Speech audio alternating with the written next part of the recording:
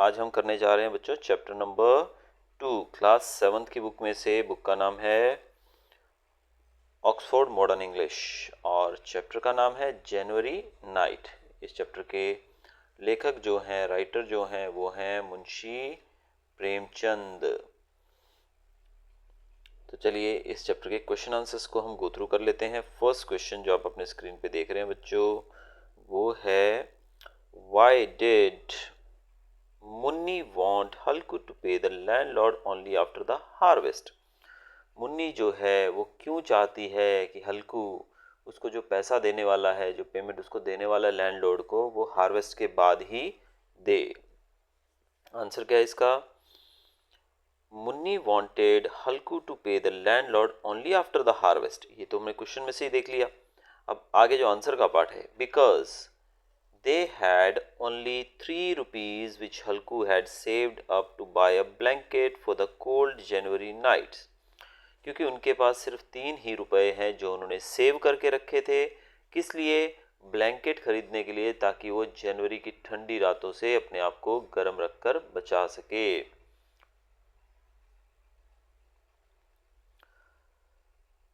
If he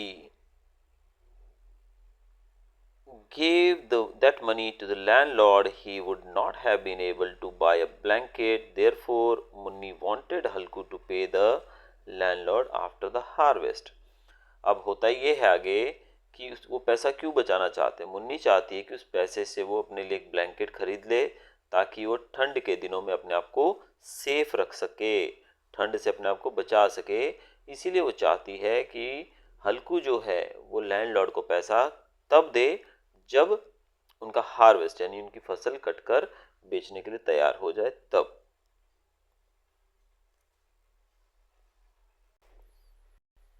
तो second question जो बच्चा है हमारा यहाँ पर,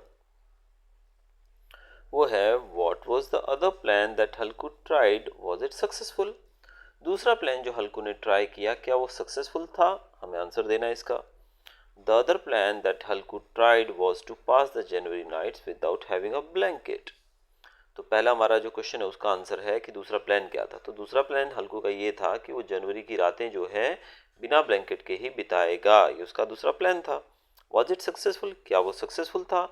no, it was not successful because we have observe that he couldn't tolerate the coldness of the January nights.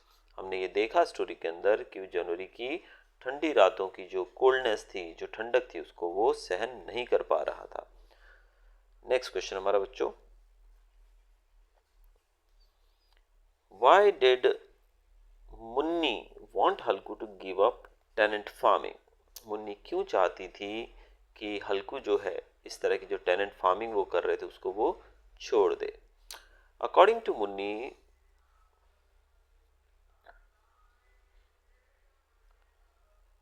the tenant farming is very harmful to Halku. Whatever Halku harvest goes to pay up the arrear and taxes. Moreover, it does not bring any betterment for them. So Munni wanted Halku to give up the tenant farming.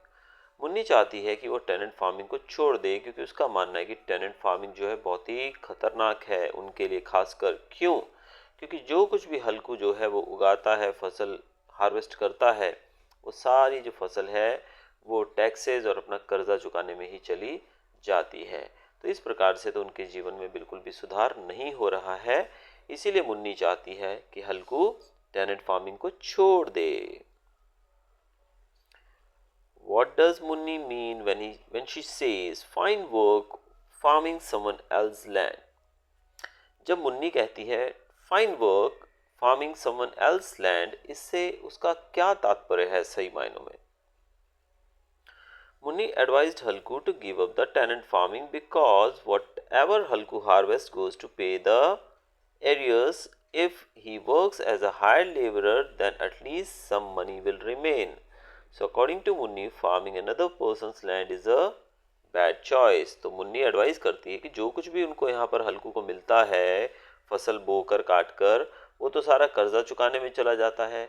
ऐसे में वो सोचती है कि अगर वो एक hired labourer की तरह यानी कि एक मजदूर की तरह काम करे तो कुछ पैसा तो उसको मिलेगा जिसको वो सेव कर सकें, बचा सकें।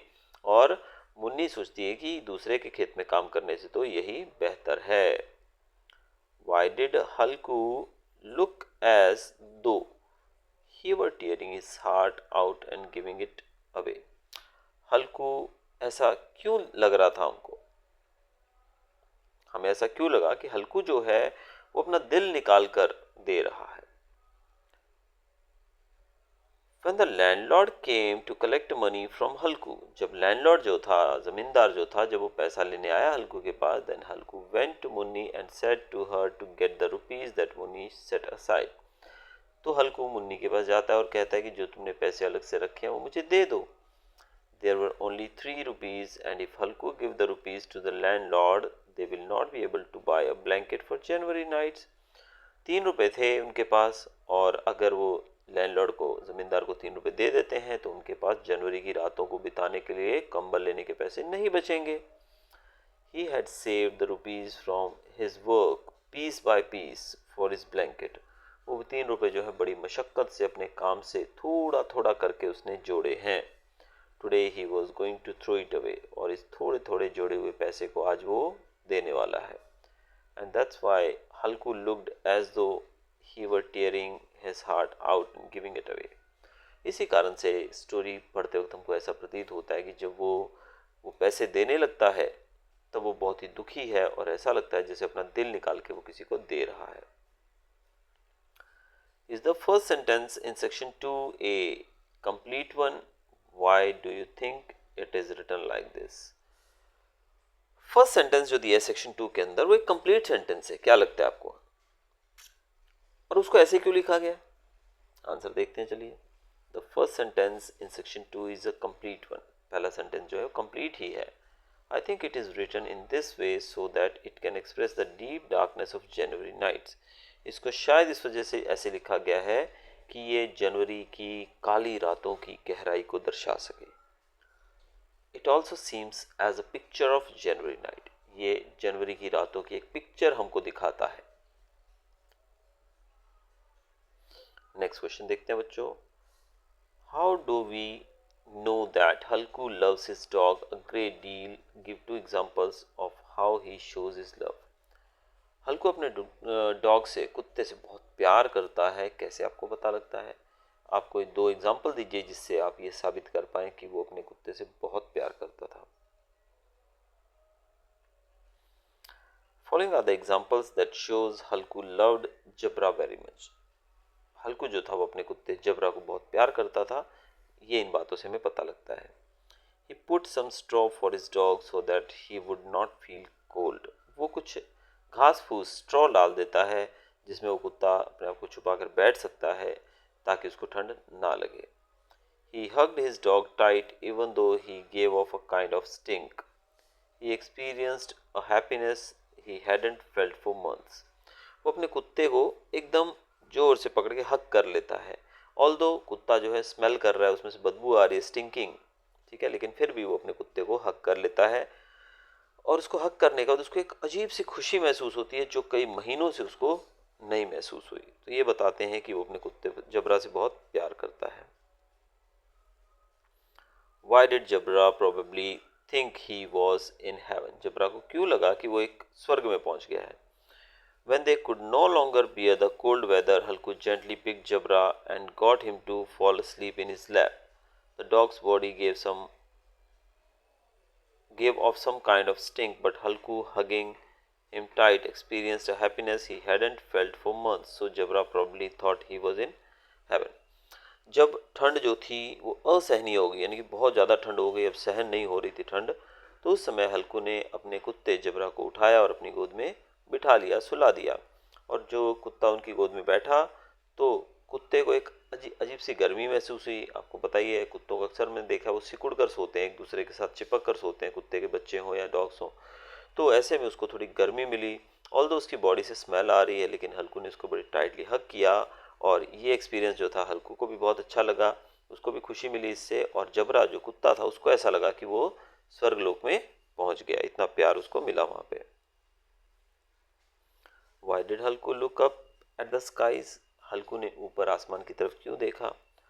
हल्कू looked up at the skies to see how much of the night was left. According to him, since the dipper had not yet climbed the sky, it would last another 3 hours or so.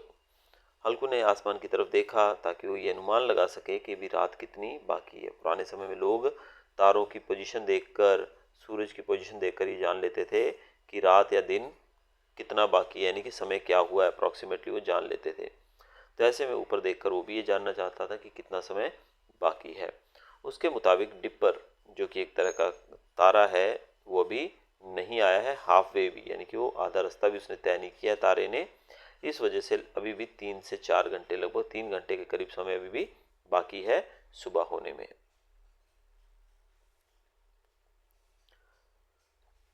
Why did Halku feel proud when he lit the fire? हल्कू ने जब आग जलाई तो उसे proud क्यों feel हुआ? हल्कू felt proud when he lit the fire because it warmed his entire body and he felt as though he could challenge the cold. हल्कू ने जब आग जलाई तो उसे बड़ा प्राउड फील हुआ क्योंकि उसे थोड़ी गर्मी मिली बॉडी के अंदर, और उसको ऐसा लगा कि अब मैं इस ठंड को भी मात दे सकता हूँ, यानी कि चैलेंज कर सकता हूँ, मैं इस ठंड में भी अब रह सकता हूँ। अक्सर हमने देखा है लोग जो है यही करते हैं, ठंड के दिनों में आग जलाकर अपने आप को गर्म रखने की कोशिश करते हैं। How did Halku know that there were some animals in the field? How does he react? हल्कू कैसे पता लगा कि फील्ड्स के अंदर, खेतों के अंदर कुछ जानवर हैं, और उसने उस पर कैसे रिएक्ट किया? हल्कू was warming himself sitting by the side of the burning leaves and became drowsy. हल्कू को नींद आने लगी। वो जलती हुई आग के किनारे पे बैठा हुआ था, यानी कि साइड में बैठा हुआ था, और आग की गर्मी से, ठंडे दिनों में अक्सर आपने भी नोटिस किया होगा, ठंड हो तो बहुत नींद आती है, ठीक है, जब थोड़ी गर्मी मिलती है, तो ऐसे में उसको भी थोड़ा ड्रॉजी यानी कि नींद जैसा फील होने लगा। Meanwhile Jabra gave a loud bark and ran towards the field. तभी जबरा ने भौंकना शुरू किया और फील्ड की तरफ, खेत की तरफ भागने लगा। हल्कू heard the munching and crunching of the animals, but because he felt so warm near the fire, he found himself unable to get up to tend to his field. उसको पत्तों के ऊपर जब पैर रखा जाता है तो कैसी आवाज़ आती है?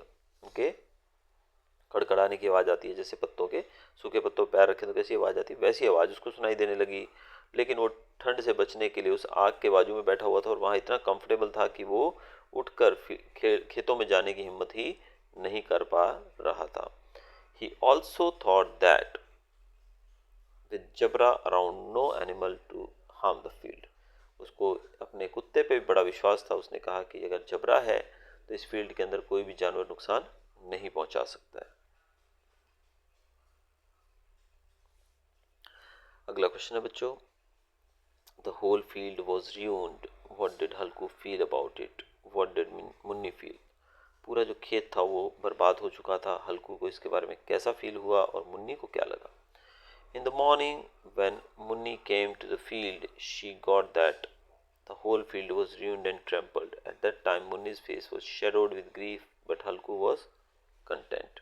अगले दिन सुबह जब मुन्नी खेत में आई तो उसने देखा पूरा खेत ruined यानी कि खंडर बन चुका है, यानी कि पूरा बर्बाद हो चुका है, तहस नहस हो चुका है। उस समय उसका चेहरा जो था वो दुख के बादलों में घिर गया, लेकिन हल्कू जो था वो अभी भी वैसे ही था। ही वॉज स्टिल कंटेंट, वो भी अभी भी सेटिस्फाइड था।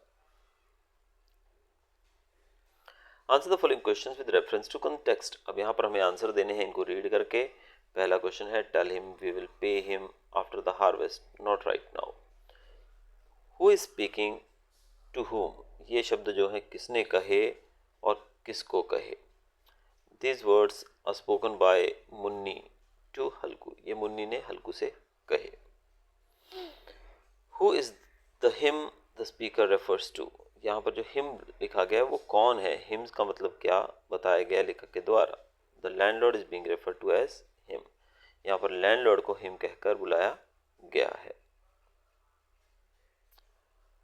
What is the payment the speaker refers to? Payment जो है वो किस चीज़ का है जो कि यहाँ पर बात की जा रही है स्पीकर के द्वारा? किस पेमेंट की बात की जा रही है?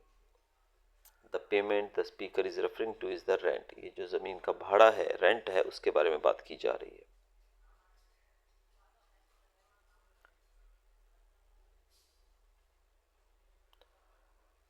This is the reward you get for farming. ये रिवॉर्ड है जो तुम्हें फार्मिंग में मिलता है। Who says this to whom, ये किसने कहा, किसको कहा। हल्कू स्पीकिंग टू जबरा, हल्कू जो है वो जबरा से कहता है। When does the speaker make this statement? Speaker ये statement कब देता है? The speaker makes this statement when he and Jabra go to guard the field on a cold January night. ये तब कहा जाता है जब दोनों कोल्ड, एक ठंडी जनवरी की रात को अपने खेत की रखवाली करने जाते हैं।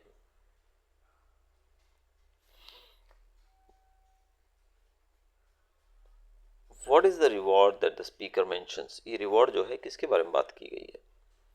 There is actually no reward in his work apart from suffering the cold nights, working in others' fields and making no money. Therefore, he makes this statement.